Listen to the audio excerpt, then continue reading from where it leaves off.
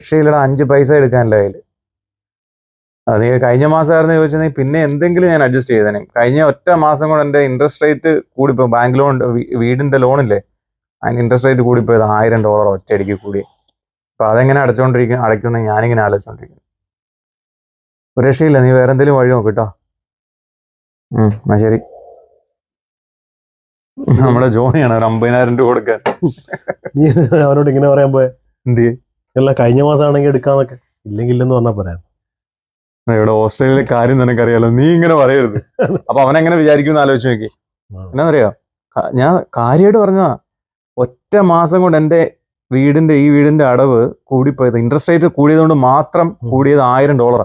അതങ്ങനെ നിനക്ക് 1000 കൂടിയ ഒറ്റയടിക്ക്?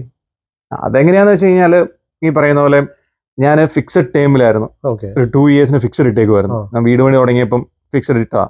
അന്നേരം എനിക്ക് 1.9% എൻ്റെ ഇൻട്രസ്റ്റ് റേറ്റ് ഉള്ളൂ.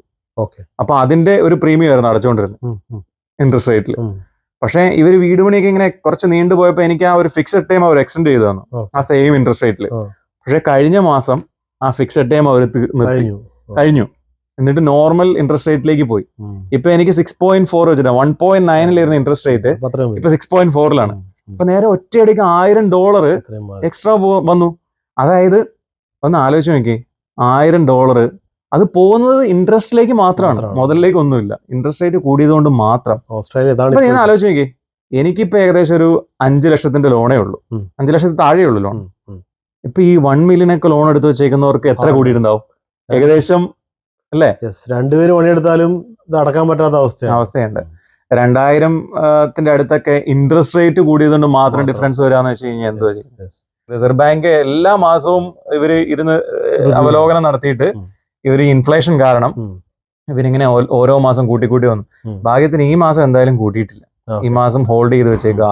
പക്ഷെ അവര് വീണ്ടും പ്രഡിക്റ്റ് ചെയ്തേക്കുന്നത് ഇൻഫ്ലേഷൻ നല്ല മോഡറേറ്റ് രീതിയിൽ തന്നെ ഇൻഫ്ലേഷൻ കൊണ്ട്, അതുകൊണ്ട് വീണ്ടും ഹൈക്ക് ഉണ്ടാവാനുള്ള സാധ്യത ഉണ്ടെന്നാണ് പറയുന്നത്.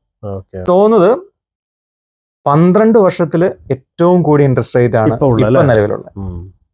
പക്ഷെ അതിൻ്റെ അകത്ത് പിന്നെ അതിൻ്റെ അകത്ത് വീണ്ടും ടെൻഷൻ ഉണ്ടാക്കുന്ന ഒരു കാര്യം കൂടെ ഉണ്ട്.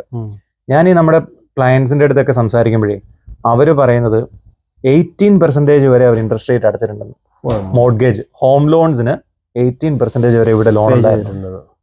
അപ്പൊ ആലോചിക്കുക, അങ്ങനെ ഒരു സിറ്റുവേഷൻ വന്നു കഴിഞ്ഞാൽ നമുക്ക് ഒരിക്കലും അഫോർഡ് ചെയ്യാൻ പറ്റില്ല. വീട് നമുക്ക് ഒരു ശരാശരി ഇൻകം ഏൺ ചെയ്യുന്ന ആളെ സംബന്ധിച്ച് പറ്റില്ല. പിന്നെ 2 പേരും വർക്ക് ചെയ്യുന്നിടത്ത് പിടിച്ചു നിൽക്കാം. എന്ന് വെച്ചാൽ ഒരു ശരാശരി ഓസ്ട്രേലിയൻ മലയാളിയോട് ഇപ്പം കടം ചോദിച്ചിട്ട് ഒരു കാര്യമില്ലെന്ന് അർത്ഥം. അതായത് ഒരു മിഡിൽ ഇൻകത്തിലുള്ള ആളാണെങ്കിൽ കാര്യമൊന്നുമില്ല.